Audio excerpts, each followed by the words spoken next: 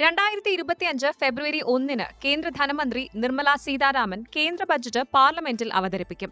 ആദായനികുതി ഇളവുകൾ പോലെയുള്ള സാമ്പത്തിക വളർച്ചയെ ഉത്തേജിപ്പിക്കുന്ന നടപടികളിൽ ധനമന്ത്രി ശ്രദ്ധ കേന്ദ്രീകരിക്കുമെന്നാണ് പ്രതീക്ഷിക്കുന്നത്. എങ്കിലും മൂലധന ചെലവിൽ ഗണ്യമായ വർധനവ് ഉണ്ടാകാൻ സാധ്യതയില്ലെന്ന് ഒന്നിലധികം ബ്രോക്കറേജ് സ്ഥാപനങ്ങൾ സൂചിപ്പിക്കുന്നു.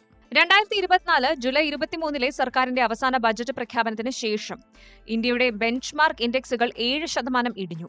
മന്ദഗതിയിലുള്ള സാമ്പത്തിക വളർച്ച, കോർപ്പറേറ്റ് വരുമാനം, US വ്യാപാര നയങ്ങൾ തുടങ്ങിയ ആശങ്കകളാണ് കാരണം. ജനുവരിയിൽ തുടർച്ചയായ 4ാം മാസവും സെൻസസ് നഷ്ടത്തിലാണ്. 23 വർഷത്തിനിടയിലെ ഏറ്റവും ദൈർഘ്യമേറിയ പ്രതിമാസ നഷ്ടമാണിത്. ഉപഭോഗ വർധനവ്. ആഭ്യന്തര സമ്പദ് വ്യവസ്ഥയിലെ ചാക്രികമാന്ദ്യം പരിഹരിക്കുന്നതിനൊപ്പം മാക്രോ ഇക്കണോമിക് സ്ഥിരത നിലനിർത്തുക എന്നതായിരിക്കും ബജറ്റിന്റെ പ്രധാന ലക്ഷ്യമെന്ന് സാമ്പത്തിക സേവന കമ്പനിയായ സിറ്റി അഭിപ്രായപ്പെട്ടു.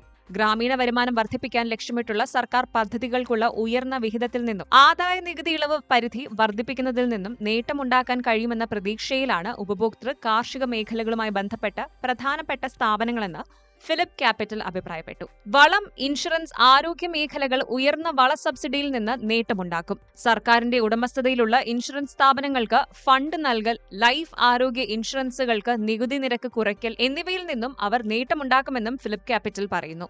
ക്ഷേമ പദ്ധതികളിലെ ചെലവിടൽ വർദ്ധിക്കുന്നത് സിമന്റ്, ഗ്രാമീണ മേഖലയിലെ പുനരുജ്ജീവന പദ്ധതികളെയും നല്ല രീതിയിൽ സ്വാധീനിക്കുമെന്ന് ജെഫ്രീസ് ചൂണ്ടിക്കാട്ടി. Bharti Airtel, UltraTech cement, TVS motors തുടങ്ങിയ കമ്പനികൾ അത്തരം സംരംഭങ്ങളിൽ നിന്ന് നേട്ടമുണ്ടാക്കാൻ സാധ്യതയുണ്ട്. ആദായ നികുതി ഇളവ്. 10 ലക്ഷം മുതൽ 20 ലക്ഷം വരെ വരുമാനമുള്ള വ്യക്തികൾക്ക് കാര്യമായ ആദായ നികുതി ഇളവുകൾ നൽകുന്നത് ഡിമാൻഡ് വർദ്ധിപ്പിക്കുമെന്ന് സിറ്റിയും ജെഫ്രീസും എടുത്തു പറഞ്ഞു. ഇതിലൂടെ ഉപഭോക്തൃ ചെലവിടൽ വർദ്ധിക്കുമെന്നും ജൂബിലിയന്റ് ഫുഡ് വർക്ക്സ്, ദേവയാനി ഇന്റർനാഷണൽ, ട്രെൻഡ്, വിഗാർഡ്, ഹാവൽസ്, മാരുതി സുസുക്കി ഇന്ത്യ എന്നീ കമ്പനികൾക്ക് നേട്ടമുണ്ടാകുമെന്നും ജെഫ്രീസ് ചൂണ്ടിക്കാട്ടി.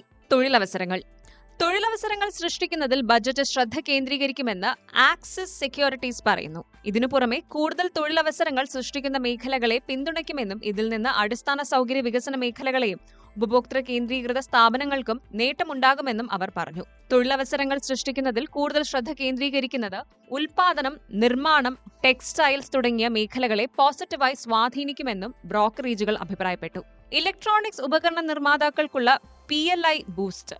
ഇലക്ട്രോണിക്സ് മേഖലയിലെ പ്രൊഡക്ഷൻ ലിങ്ക്ഡ് ഇൻസെന്റീവ് അഥവാ PLI പദ്ധതിയുടെ വിജയവും നേട്ടവും കൊയ്യും.